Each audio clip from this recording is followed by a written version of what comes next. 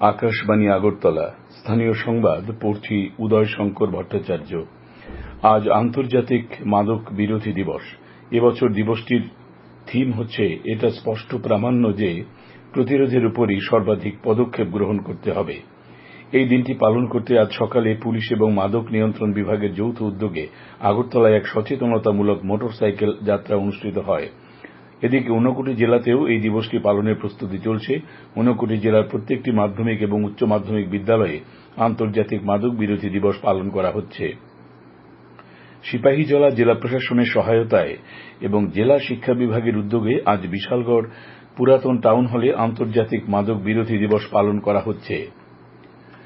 বর্ষিয়ান বিজেপি সাংসদ ওম বিড়লা লোকসভার অধ্যক্ষ পদের জন্য এনডিএ প্রার্থী মনোনীত হয়েছেন। অন্যদিকে বিরোধী জোটের প্রার্থী হয়েছেন কংগ্রেস সাংসদ কে সুরেশ।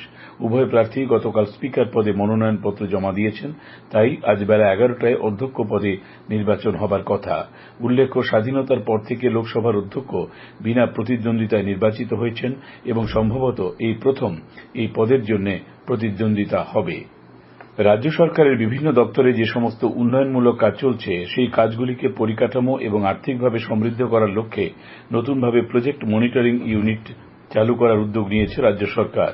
গতকাল সচিবালয়ে অর্থমন্ত্রী প্রণজিৎ সিংহ রায়ের পৌরোহিত্যে অনুষ্ঠিত বৈঠকে মন্ত্রী শ্রী সিংহ রায় আর্নস্ট অ্যান্ড ইয়ং কোম্পানির কর্মকর্তারা প্রজেক্ট মনিটরিং ইউনিটের কাজকর্ম কিভাবে চালাবেন তা নিয়ে বিস্তারিত আলোচনা করেন। তিনি জানান, আগামী 3 বছরের জন্য আর্নস্ট অ্যান্ড ইয়ং কোম্পানিকে প্রজেক্ট মনিটরিং এর দায়িত্ব দেওয়া হয়েছে। রাজ্যে আসন্ন ত্রিস্তর পঞ্চায়েত নির্বাচনের জন্য প্রকাশিত চূড়ান্ত ভোটার তালিকায় মোট ভোটার রয়েছেন 12,94,007 জন। তার মধ্যে পুরুষ ভোটার 6,58,589 জন, মহিলা ভোটার 6,35,460 জন এবং তৃতীয় লিঙ্গের ভোটার রয়েছেন 11 জন। রাজ্য নির্বাচন কমিশনার শরদিন্দু চৌধুরী এই সংবাদ জানিয়েছেন। গতকাল প্রাণী সম্পদ বিকাশ দপ্তরের উদ্যোগে জামজুরি প্রাণী চিকিৎসালয়ের নবনির্মিত ভবনের দ্বার উদ্ঘাটন করেন অর্থমন্ত্রী প্রণজিৎ সিংহ রায়। অনুষ্ঠানে এছাড়াও উপস্থিত ছিলেন বিধায়ক অভিষেক দেবরায়, গোমতী জেলা পরিষদের সহকারী সভাধিপতি দেবল দেবরায়, কাঁকড়ামন পঞ্চায়েত সমিতির চেয়ারপারসন সুপ্রিয়া সাহা প্রমুখ। শীর্ষ আদালতের নির্দেশ অনুসারে ন্যায্য পাওনা মিটিয়ে দেওয়া সহ 4 দফা দাবি নিয়ে আগামী 29শে জুন ত্রিপুরা জুট মিল লিমিটেডের ম্যানেজিং ডিরেক্টরের কাছে গণনোটিশ পেশ করবে ত্রিপুরা চটকল শ্রমিক ইউনিয়ন।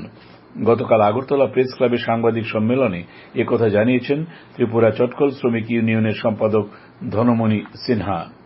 লোকসভা নির্বাচনে পশ্চিম ত্রিপুরা আসন থেকে নির্বাচিত বিপ্লব কুমার দেব এবং পূর্ব ত্রিপুরা সংরক্ষিত আসন থেকে নির্বাচিত কৃতি দেবী দেব বর্মন গতকাল নয়াদিল্লির সংসদ ভবনে সাংসদ হিসেবে শপথ গ্রহণ করেন। আগরতলার নেতাজি স্কুল বিদ্যানিকেতনের এনএসএস ইউনিট এবং স্কুলের এলামনির উদ্যোগে এক স্বেচ্ছা রক্তদান শিবির অনুষ্ঠিত হয়।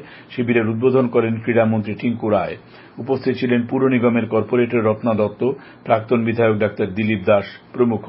শিবিরে মোট 40 জন স্বেচ্ছায় রক্তদান করেন। শ্রোতা বন্ধুরা, আকাশবাণীর সংবাদ সহ বিবিধ খবরের বিস্তৃত আপডেট পেতে লগ ইন করুন www.newsonair.com এবং নিউজ অন এআইআর অ্যাপ এবং টুইটার অর্থাৎ এক্স প্ল্যাটফর্মে।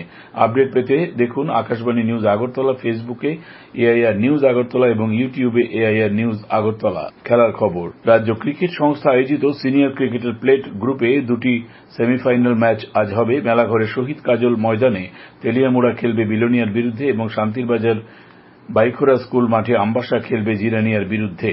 আজ আকাশ সাধারণত মেঘাচ্ছন্ন থাকবে। 2-1 জায়গায় বজ্রবিদ্যুৎ সহ হালকা থেকে মাঝারি পর্যায়ে বৃষ্টিপাতের সম্ভাবনা রয়েছে।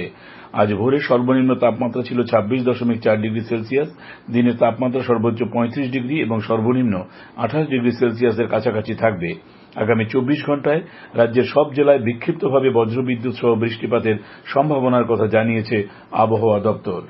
স্থানীয় সংবাদ এখনকার মতো শেষ হল।